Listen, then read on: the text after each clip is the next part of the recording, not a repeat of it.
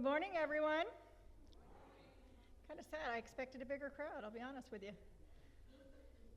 Well, I am Nicole Vega, and we're going to do our coffee with this morning on clinical services. And I kind of heard some chatter in the beginning about some of the abbreviations up there, so I'll go through my alphabet soup up there first.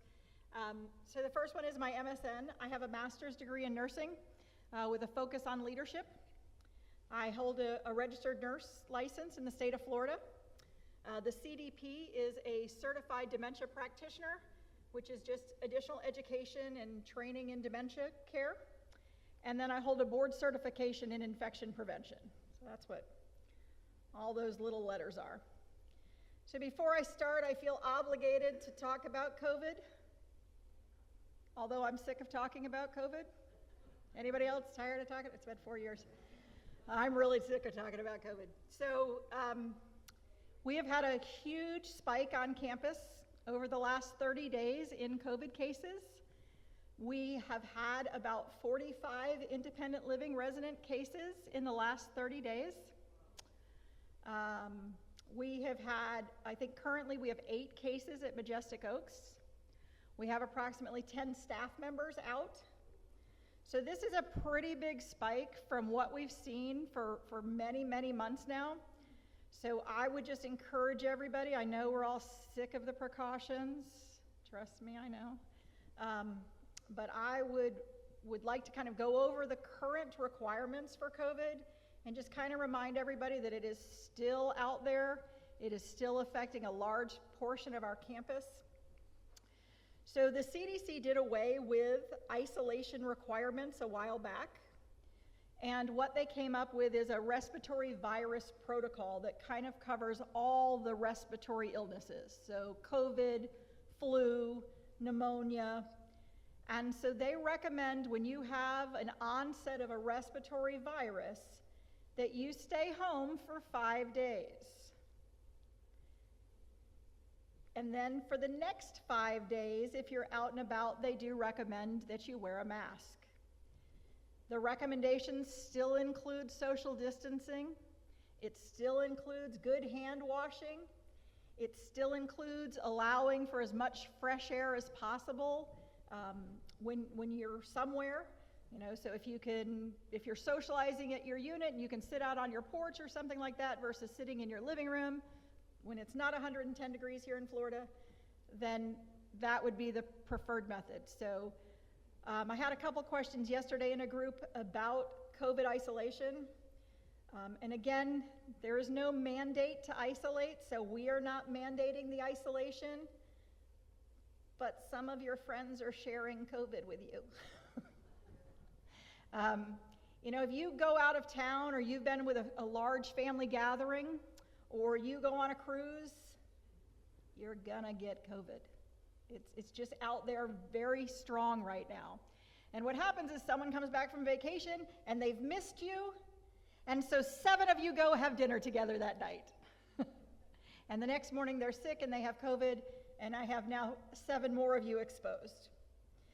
So I would just encourage you, if you've taken part in activities that put you at greater risk, if you've been visiting loved ones in the hospital again, where there's obviously going to be large cases, I would just ask that you practice some safe measures. Stay home for a couple days.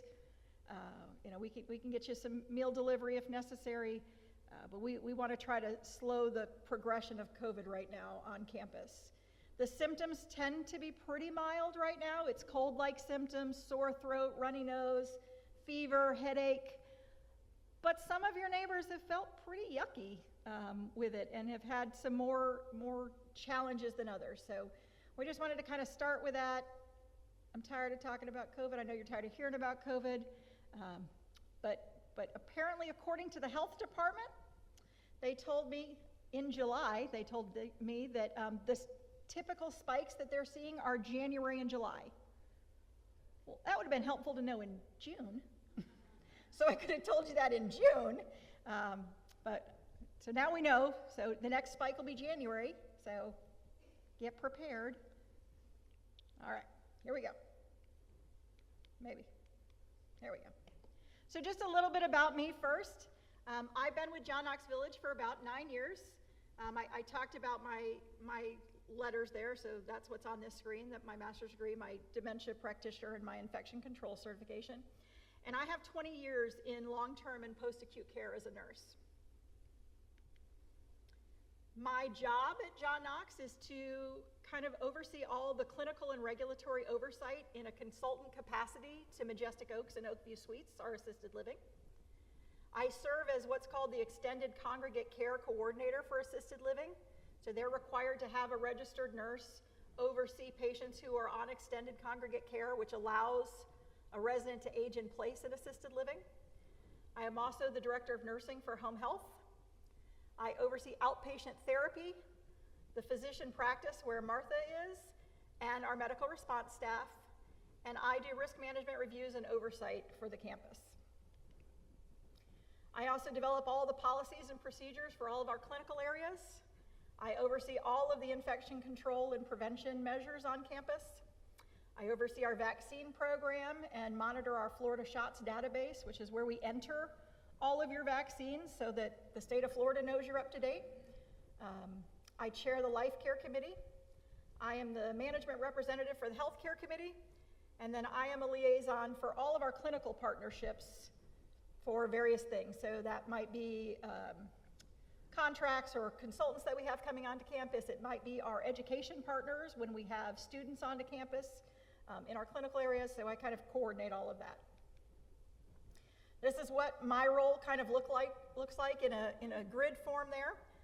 So you see to the far side, that's the Director of Nursing for Majestic Oaks and their clinical managers, the care coordinator, which is the nurse leader for Oakview Suites, the Assistant Director of Nursing for Home Health, who serves directly under me, and our case manager, the lead therapist at outpatient therapy, our medical response team, so that's Stephanie, and then my paramedics and EMTs, and then the physician practice with Martha, and then the medical assistant and the receptionist. So when we talk about clinical services at John Knox, we think that we have built a really comprehensive plan to ensure that we have health services for all of our residents, no matter where you are or what your needs are.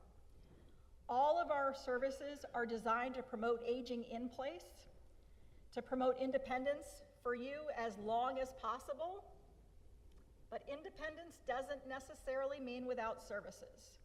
And so sometimes we forget that when we talk about independent, it means trying to remain in your independent setting, but you may need additional support services in order to do that. And the resident is centered to all of our clinical services. So this is kind of a picture format of some of our clinical services with the nurse practitioner clinic, our wellness liaison services, the resident nurse and medical response, home health, outpatient therapy, Oakview Suites assisted living, Majestic Oaks, and our fitness center. When we talk about independence and from a clinical perspective, how we view independent living is that you're alert and oriented to person, place, time, and situation. So you know who you are, you know where you are, you know what month, season, year it is, and you can talk about what situation that you're in. So if I come see you, you're not telling me that you're shopping in a mall somewhere when we're chatting here on campus. You have appropriate responses to questions. You have the ability to recognize an emergency, such as a fire alarm, that you would know to exit your unit if your kitchen caught fire. The ability to safely exit your residency in an emergency. If your unit began to flood, God forbid, like we had some situations in the hurricane, that you can safely exit your unit. And the ability to use those strobe lights that we pass out during hurricane season so that you can alert staff if you need assistance. We talk about activities of daily living. This is eating, bathing, dressing, walking, transferring, and toileting. Your ability to get to and from meals independently.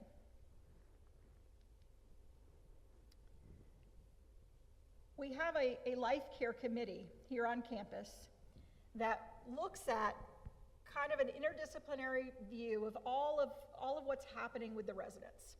And it consists of clinical leadership kind of across the continuum, so it's certainly myself, Mike Buxton, the Director of Operations, Stan DaCosta, the Director of Campus Services, Both the administrator and director of nursing for Majestic Oaks attend, the administrator for Oakview Suites attends, the director of nursing for home health, and my assistant director of nursing, the resident nurse, the chaplain, our business development liaison, the nurse practitioner, and our wellness liaison are all part of that committee. So these are different eyes across the campus that might have contact with residents that let us know that you might have some concerns or needs that we need to talk about from a clinical perspective. Again, the goal of the committee is to keep residents as independent as long as possible, to promote independence with appropriate services as needed. And we meet every week on Wednesday, so we'll be meeting after this. We review all incidents and accidents that have occurred for the week prior. So if you had a fall, we're probably going to chat about you in our weekly meeting the next week. If you've had a hospitalization, we're going to talk about that. We track residents who are in the hospital, so we know what services you might need when you come out of the hospital. We know whether you're going to go back to your independent living environment or whether you need a short stay at Majestic Oaks, so we need to talk about that and plan for that. We review residents who are receiving home health services. We might also review residents who are receiving health services from an outside home health company, because that becomes very important to me during hurricane season.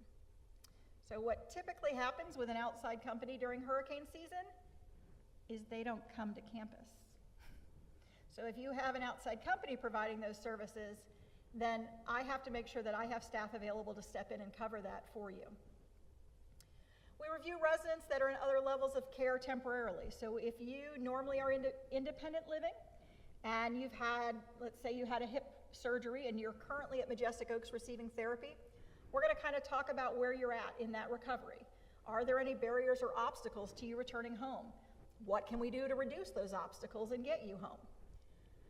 We're going to make recommendations for needed interventions. So if you come up on my radar because you've fallen a lot, I'm going to want to put interventions in place. I might recommend that you go see Kyle in outpatient therapy. I might recommend you go see your eye doctor, because maybe it's a visual issue that's causing problems.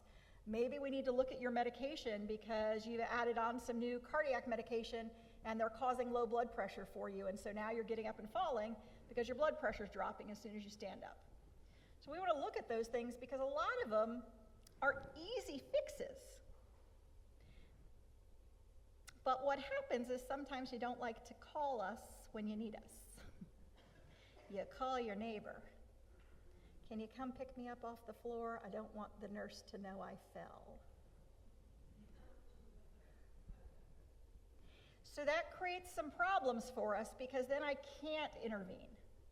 And I can't put in those easy fixes that allow you to remain independent for a long time. And you continue to fall. And you continue to have low blood pressure. And you continue to have those problems until you fall and break your hip and your neighbor can't help you anymore. So please don't be afraid to call us. Our goal is not to ship everybody to Majestic Oaks. We do not want to do that. Majestic Oaks is kind of full right now, as is Oakview Suites.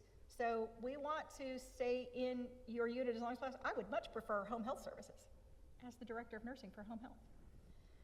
So please don't, I appreciate everybody being neighborly.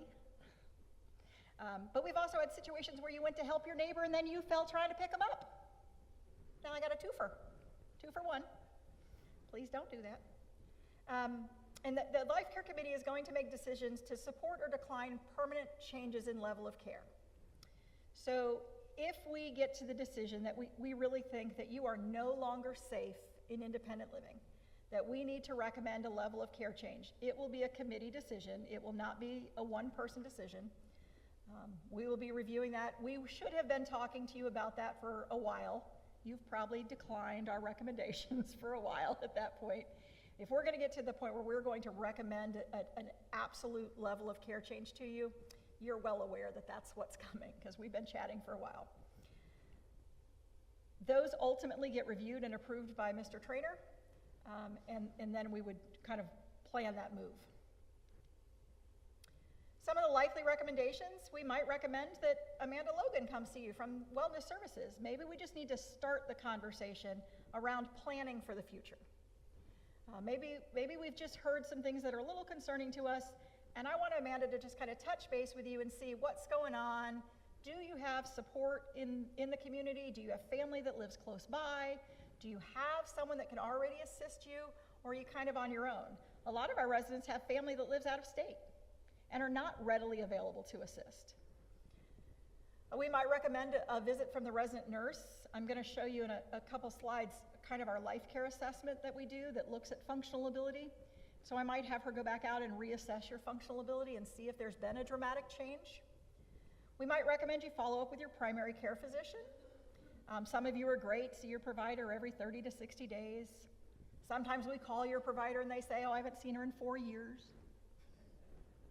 Okay, she should probably come for a visit then. We might recommend an evaluation with outpatient services. We might recommend home health services.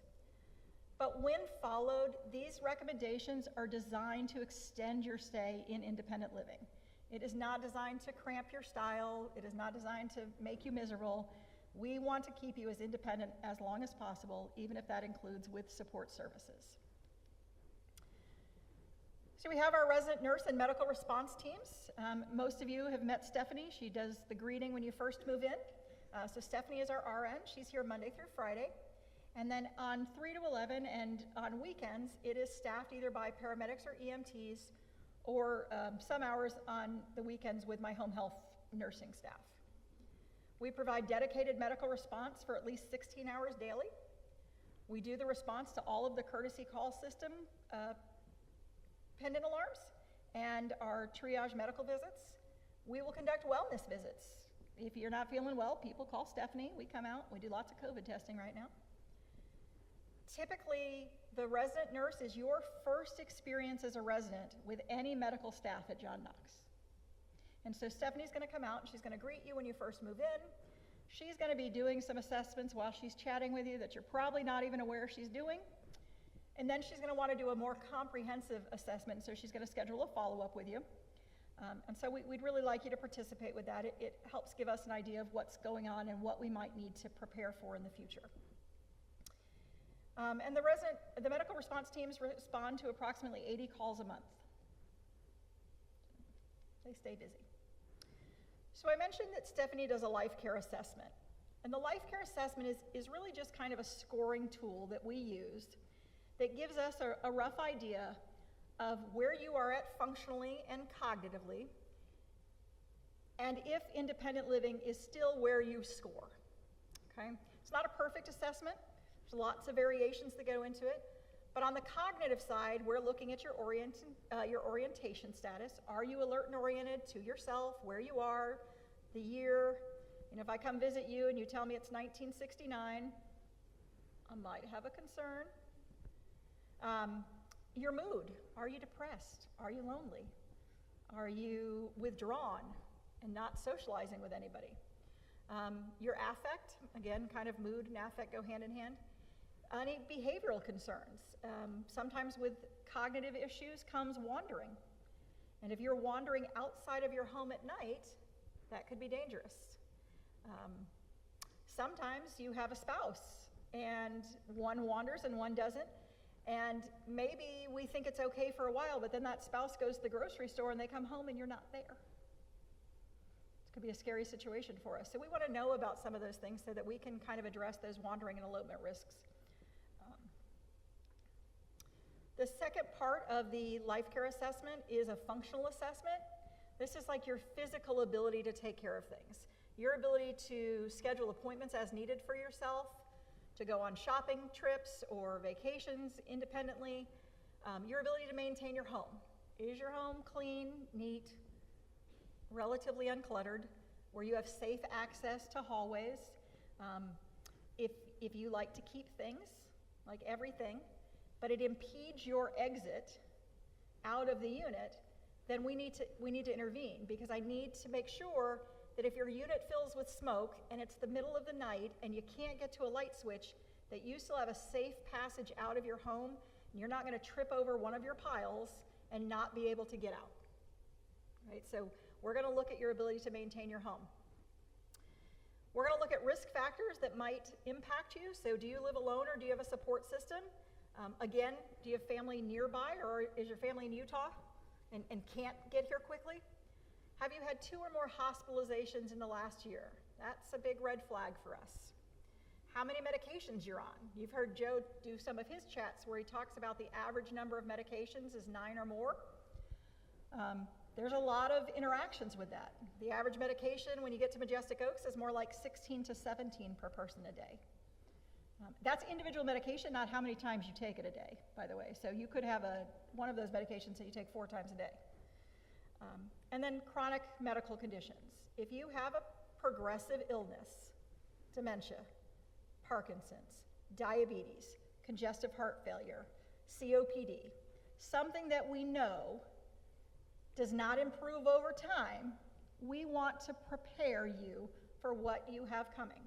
We want to make sure that you're aware of what services are available as those chronic diseases continue to creep up on you. We're going to look at how you perform your activities of daily living and what assistance you require. Are you able to do these completely independently, or do you need some help? Maybe you can shower independently, but you can't reach from your knees down, and you just hope the water runs over it, right? Maybe when you get out of the shower, you can't dry your feet, but you're a diabetic, and so foot care becomes very important. Because sometimes when you're diabetic and you have neuropathy, you can't feel your feet, and you could literally step on a nail and have no idea you stepped on a nail. And so sometimes diabetic patients end up with wounds on their feet that they're not aware of and can't treat. So we want to make sure that you can handle those things. We want to talk about, are you able to get dressed by yourself? Are you able to toilet and manage incontinence issues? How is your oral hygiene?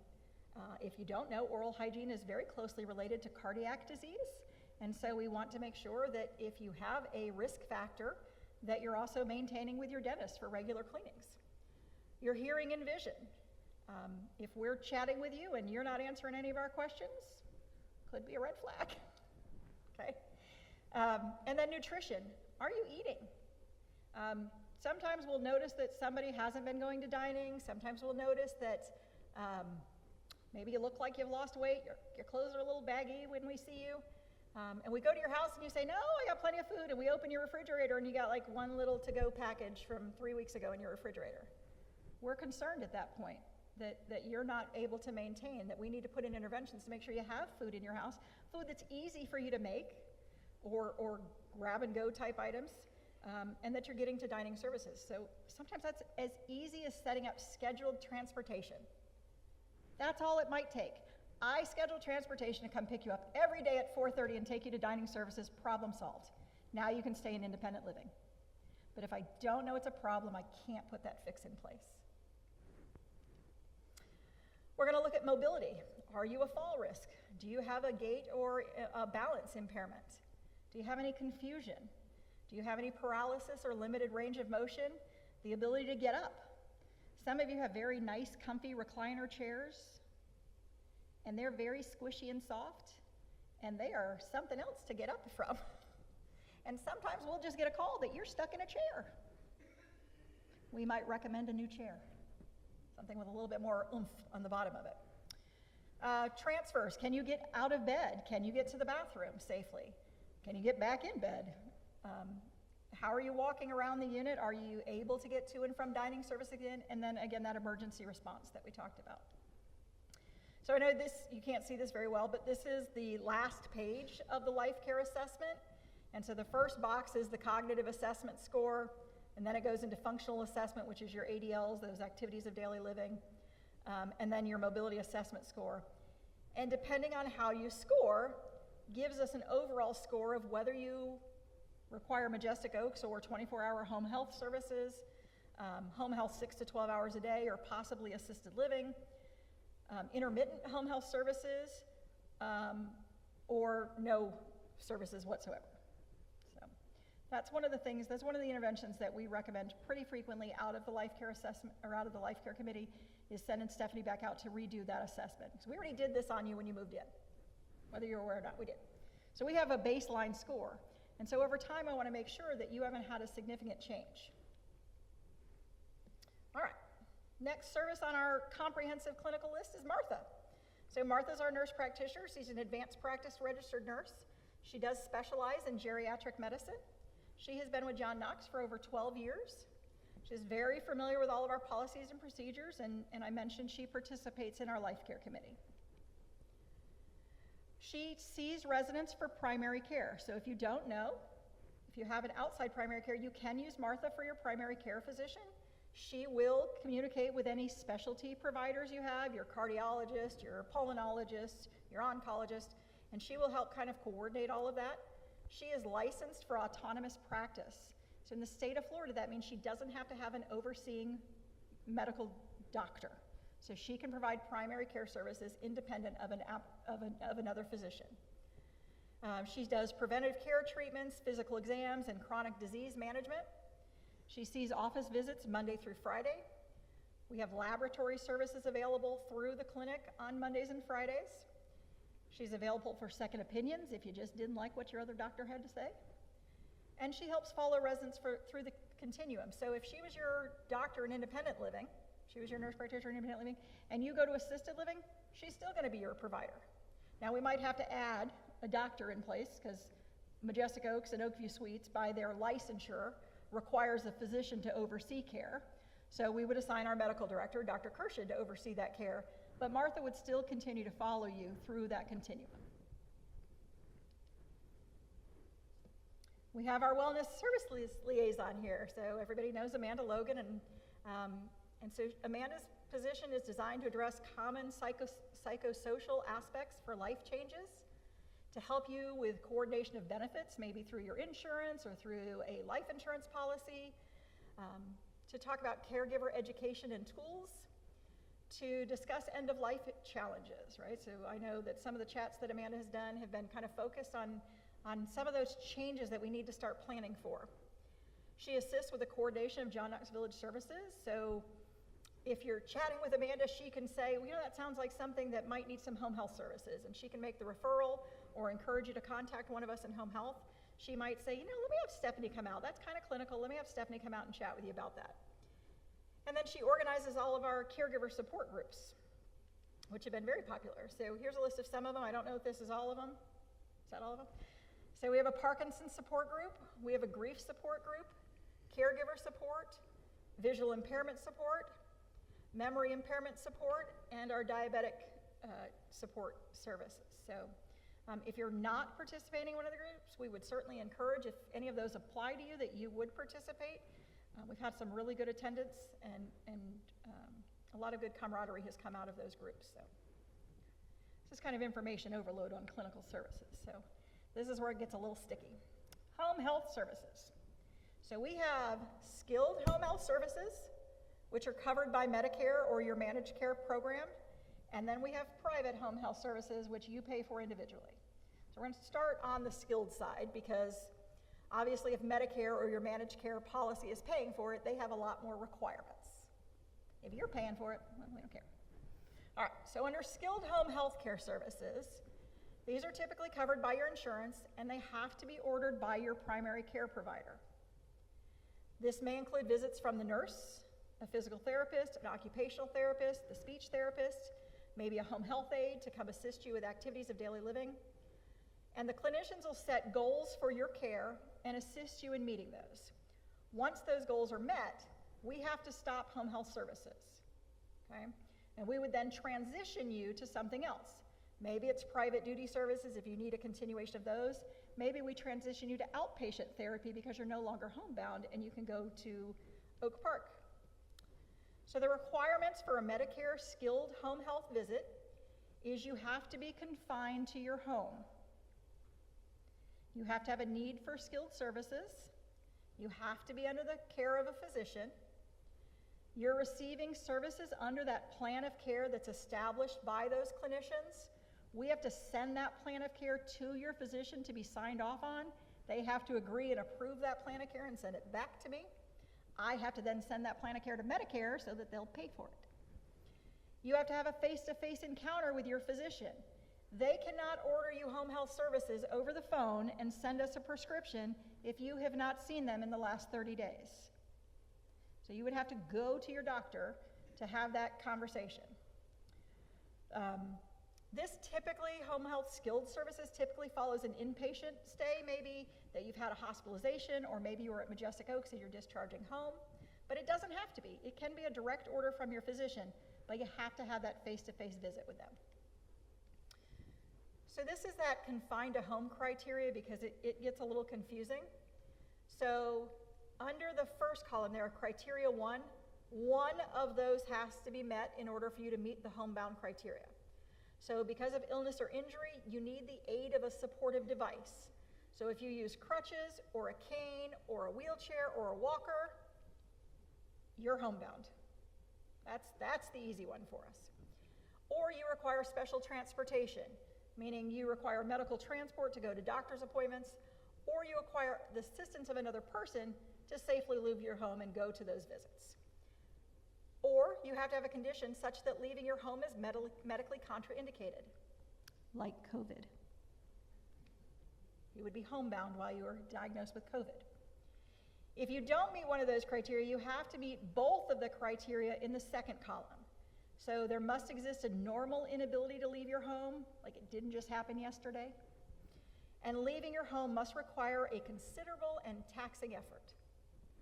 So if you get an order for home health services, and we come and we evaluate you, and you say, oh, I don't have time, I'm going to the grill with my friends, I gotta go play poker this afternoon, you probably don't meet the homebound criteria, and we're gonna recommend you transition those services to outpatient, okay? Homebound can be a snapshot. If you've had a hip fracture and just right now you're not very mobile, that meets the criteria. But once you're able to get up and move about and you're not meeting that homebound criteria, we have to discharge you from home health services. Because Medicare says that if you don't meet that requirement, they don't have to pay for homebound care. So if you are homebound, you can still leave your home as long as those exits are infrequent or for short durations. So you can certainly still go to your doctor's appointments. You could attend a graduation or a funeral or a wedding or something to that event that was going to be short in duration and a special event. You could attend religious services, so if you want to go to church on Sundays, you don't have to stay home while you're on home health services. You can attend adult daycare programs or other kind of unique and infrequent visits. So you can even go get your hair done. You just can't be going out every day, all the time, and we keep having to cancel visits because you're not home. All right, so that was skilled home health services covered by Medicare. We also have private services. And private services either can be nursing related or non-nursing. So skilled services under private duty are things that require a specific license. So for example, if we're doing medication management for you, that requires the oversight of a nurse, somebody who has a nursing license. So that is a skilled private service. I know we use the same terms, it gets very confusing. So under skilled nursing services, it might be medication management, and under medication management and home health, we offer two services. One, we can do pill planners for you, or we can come out and do daily administration of medication. We can come out and do wound care services for you if you've, God forbid you have that diabetic foot ulcer that we need to take care of. Maybe you have a catheter that needs care and services, or maybe specific disease management or education. Or maybe you've just gotten a whole bunch of new medication, you have a new diagnosis, and it's just confusing, and you're just trying to get kind of situated. We can put in home health services temporarily for that to help with those. The skilled nursing does require a physician's order and periodic review by a physician, but we will coordinate that from home health. So we will send the orders to the doctor, we will help you get those. So a weekly pill planner or setting up of daily medication, we always start with weekly to see how you do. Because usually when we get involved with medication, there's already been a problem. Stephanie was out there, your pill bottles haven't been refilled in 90 days, or you've got prescriptions that are 6 years old that you say you're still taking. So we know that there's a potential issue. So we're gonna start with a weekly pill planner and make sure that you're taking your medication appropriately.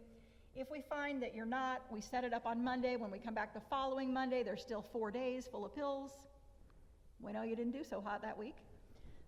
And we're gonna try some different interventions, and if that doesn't work, then we're gonna recommend moving to daily services where the nurse comes out every day and just make sure you're taking those medication. Once a week, we'll come out and do a full set of vital signs to kind of monitor your blood pressure, your pulse, your respirations. We're gonna weigh you weekly, And we will manage all of your prescriptions at that point. Once you're under private duty services, we will take over all of that. We will order all of your refills. We will coordinate that with your physician.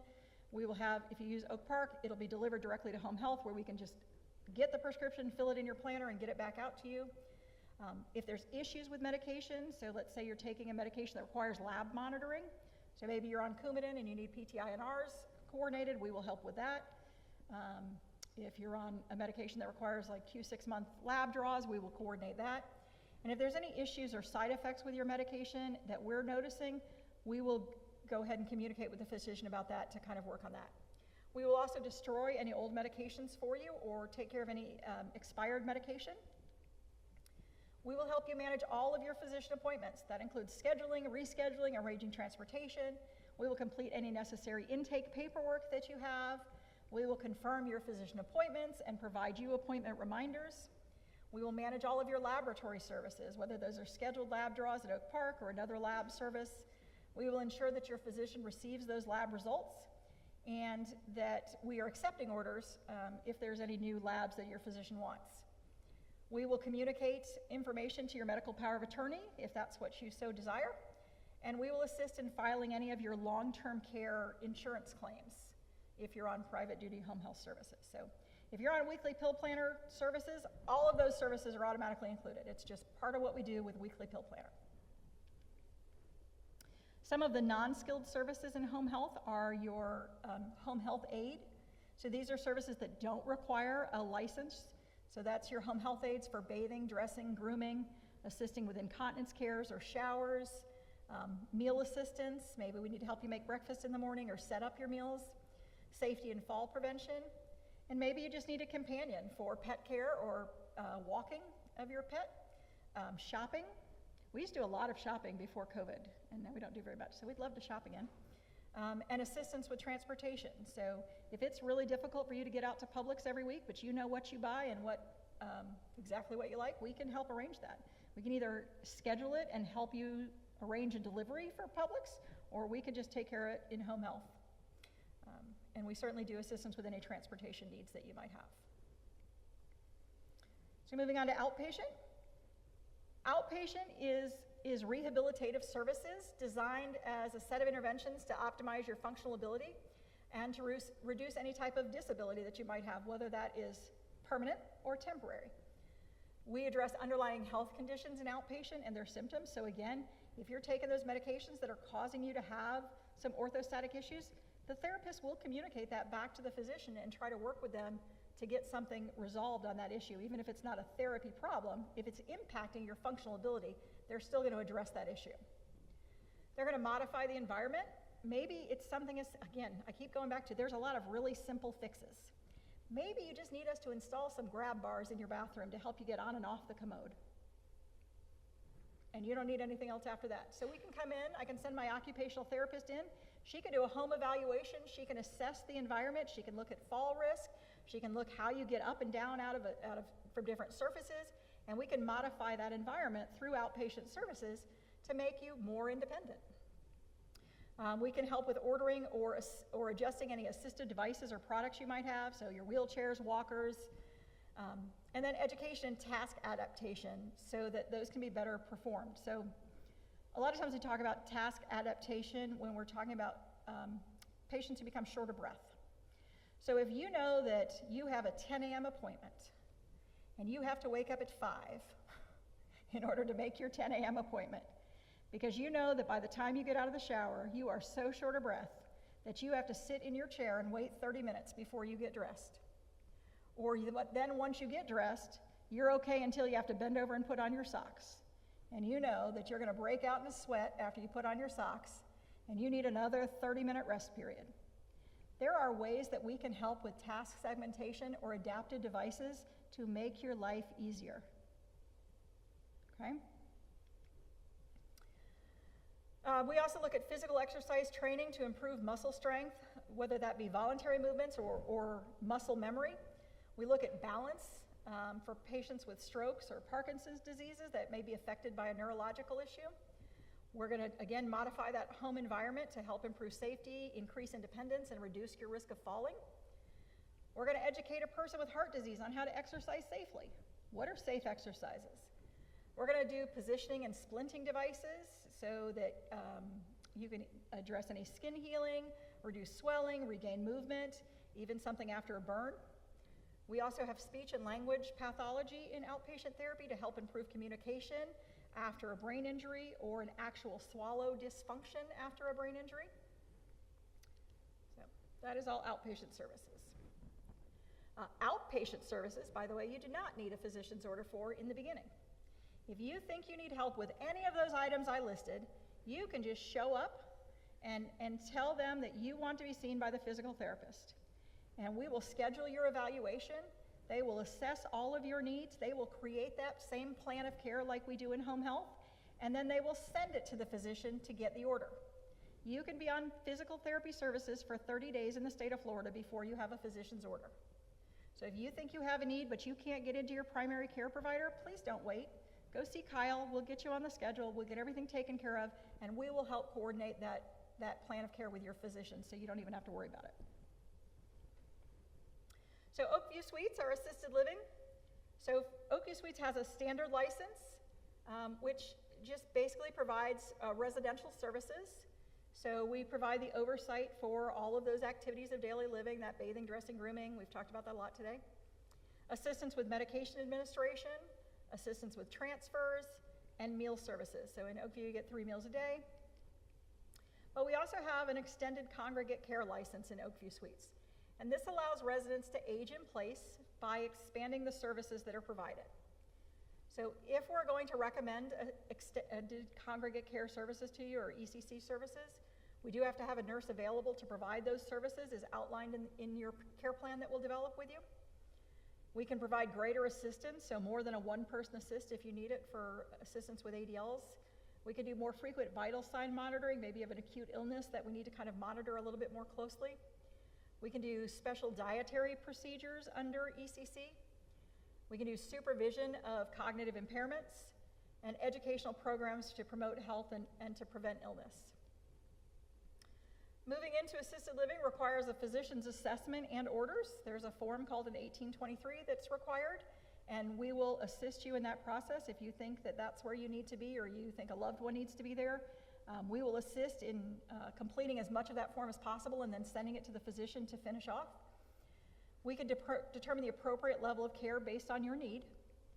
There will be a service plan that's created with you and your responsible party, if there's a family member that's closely involved, on what staff will assist you with. Because we need to know what care and services you need when you come to assisted living. We're not going to go into it blind. We want to make sure that we're providing the services that you need. We're going to supplement care with home health services as needed. So let's say you were at Majestic Oaks, but you're going back to Oakview Suites and you need physical therapy services, and you meet the homebound requirement. We can have physical therapy from home health service you while you're in Oakview Suites and never even have to leave. We'll take care of everything. And as you know, assisted living is not part of your life care contract. We're almost done. Majestic Oaks is our skilled nursing facility. They have 3 distinct units at Majestic Oaks. Our rehab unit consists of 30 beds. 15 of those, however, are closed pending our remodel, so we only have 1 unit open in rehab right now. That is really dedicated to short-term rehab stays, typically after hospitalization. So based on your illness or injury, we expect you're not going to need to be at Majestic Oaks more than 100 days. It's kind of the guiding line there. We have a memory care unit. This is a long-term care unit. It has 45 beds. This is dedicated to residents who have dementia that may need special activity programming or may be prone to wandering. So this is a secure unit that residents cannot come and go off of independently. They would have to have the assistance of staff. And then upstairs we have our health center, and that again is long-term care. That is 75 residential beds. Now currently we are using some of the beds upstairs for rehab because we have that unit closed down, and so we do kind of have patients all over the building right now. So if you go to Majestic Oaks and we put you upstairs temporarily, we're not locking you in at Majestic Oaks. It may just be bed availability that you're upstairs, so don't panic on me. Some of the clinical capabilities at Majestic Oaks, they can obviously do very frequent vital sign monitoring because they have nurses around the clock. They can do monitoring of intake and output or specialty diets if you have some fluid management issues. We can monitor any medications, so blood glucose monitoring, your PTINRs, therapeutic levels for certain medications, nebulizer or oxygen therapy and treatments, IV therapy, whether it be IV fluids or IV medications and antibiotics. We can do alternative feeding, so enteral feeding, so if you need a feeding by a PEG tube or a J tube, or total parenteral nutrition, which is feeding through an IV. We can do isolation and infection control, prevention and management, surgical drain management, so if you have a drain after a procedure, they can manage that, any post-surgical care really. Behavioral health services, including psychiatry and psychology services. Wound care services, we do have a wound care physician that rounds weekly at Majestic Oaks. And then laboratory and radiology services are available within about 2 hours. There's a full suite of therapy services at Majestic Oaks, PT, OT, and ST. We can do dialysis management. We have a full social services team for social services needs and discharge planning. There is a full-time dietitian on staff. And of course, we have access to the full pharmacy services that Oak Park provides. Plus, we have a med dispense machine at Majestic Oaks that carries over 300 of the most common medication. So if you come in late at night or over the weekend, as long as we have an order for it, we can withdraw from that machine, and we don't have to wait for a pharmacy to deliver that medication.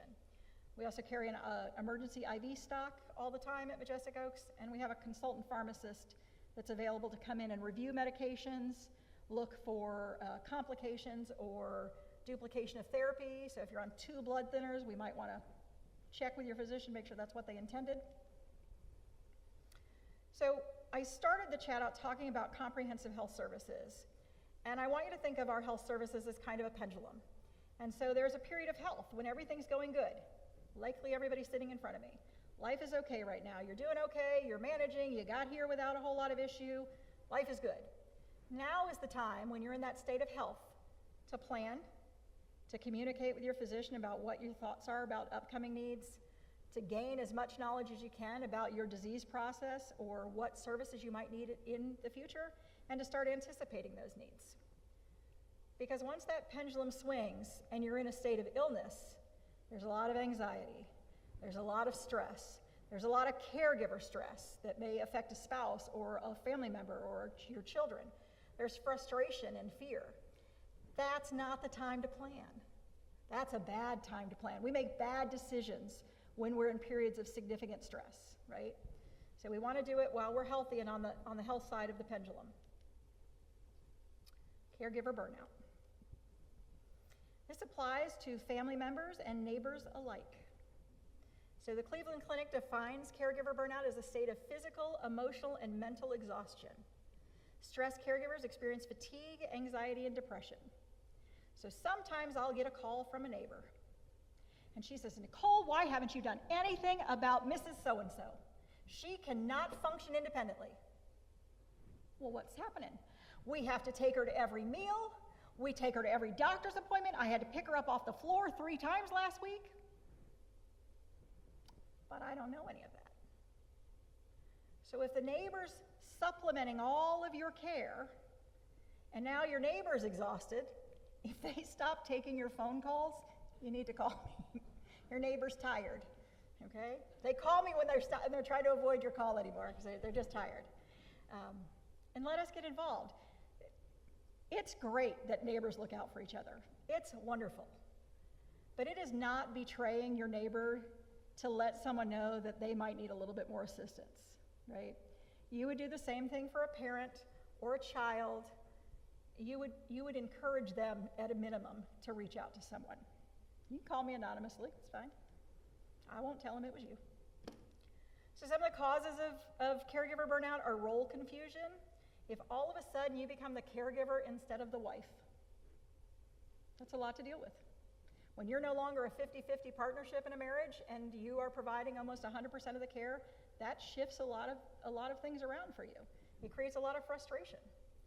You might have unrealistic expectations, either as the caregiver of what you can physically provide, or the person who needs the care might have unrealistic expectations of what you can provide.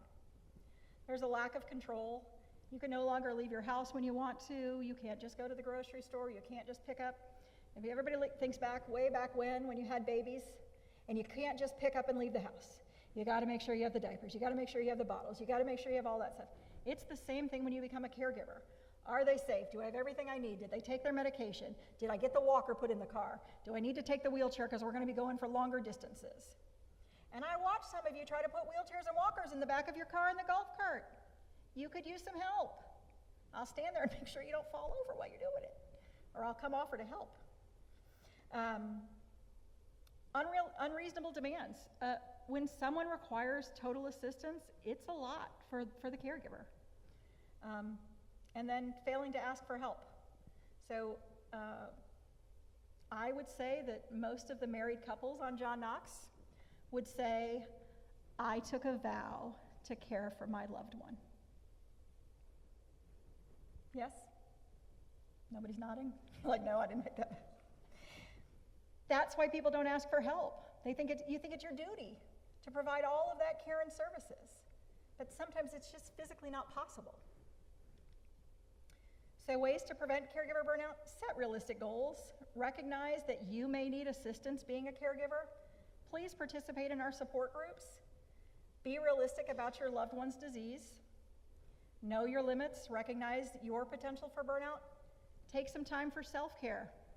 Private duty can send a companion to come sit at your home while you go play poker once a week, because you just need that out. I need 2 hours every Wednesday at 5 p.m. That's all I need. And that might just be enough for you to reset your batteries. We'll come sit there and make sure your loved one is okay so that you can get a little respite period. You need that to take care of yourself. And then please call the resident nurse if you need help. So in the beginning, I showed you the comprehensive health services slide with all of our, I keep doing that, I shouldn't talk with my hands, with all of our comprehensive health services, but I want to include on the outskirts all of the other services that play into that. So the pharmacy, medical transportation, dining services, our registered dietitian, security, making sure to answer calls quickly, housekeeping, laundry, and maintenance are all part of that healthcare continuum because they all play some sort of role in making sure you're healthy. If we walk in and you haven't washed your clothes in a year, we might recommend some housekeeping services. Or if you refuse housekeeping every time they knock on the door, it's sometimes an indication that you need some help. So who do you call? For concerns or changes in function, general health questions, please call the resident nurse. Primary care needs, if you're not seeing Martha and you'd like to, please call her or your primary care provider. For services in your home, please call us in home health. Outpatient therapy, you can call Oak Park. For assisted living, obviously we want you to call assisted living. For Majestic Oaks, we want you to call Majestic Oaks. When you have no idea who to call, you can pick one of 3 people. You can pick Stephanie, the resident nurse. She will get you to the right person. You can pick Amanda Logan. She will get you to the right person. And when all else fails, call me. I will make sure you get to the right person. Okay, you don't have to memorize all the instructions. Just remember one of those 3 people, and we will make sure that we get you in touch with the right person. So my extension is 1022, and that's my email up there. Does anybody have any questions for me?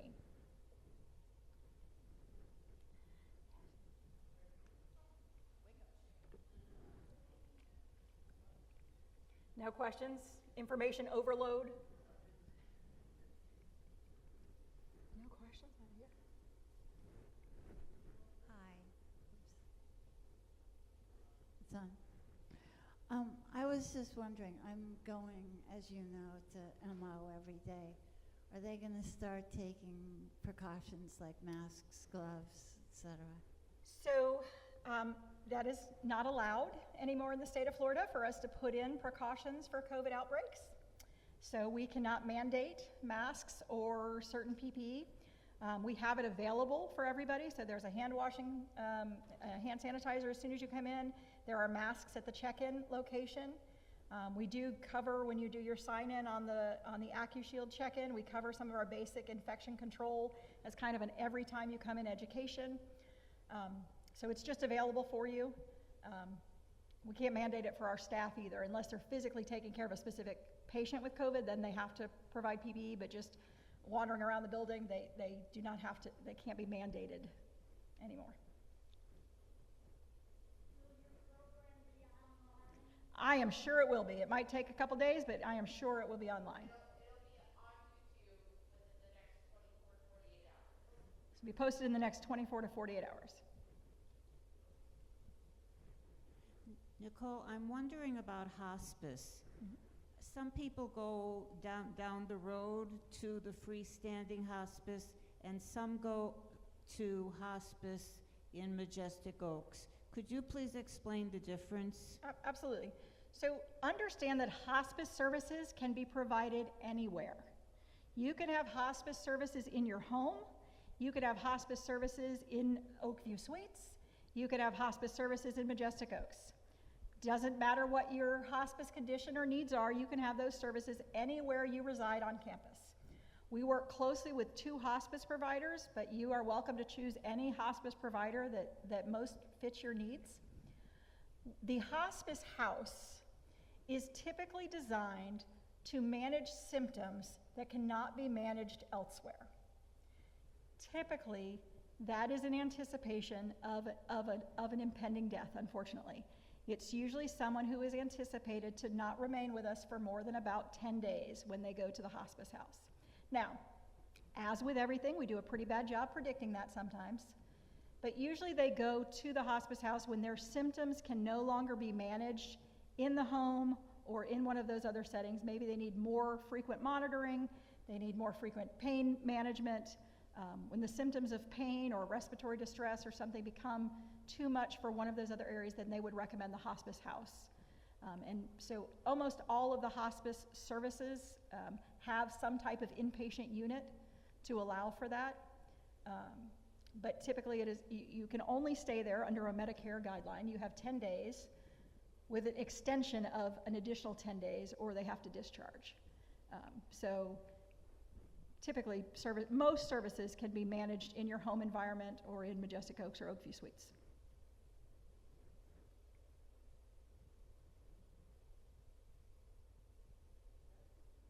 So comprehensive, you have no questions. You have a question?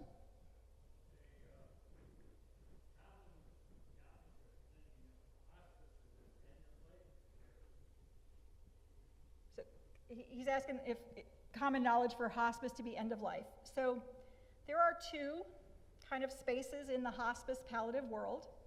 There is hospice services, which is typically, they have evaluated that your life expectancy is 6 months or less to qualify for hospice. Now, again, sometimes patients are on hospice services for 3 years.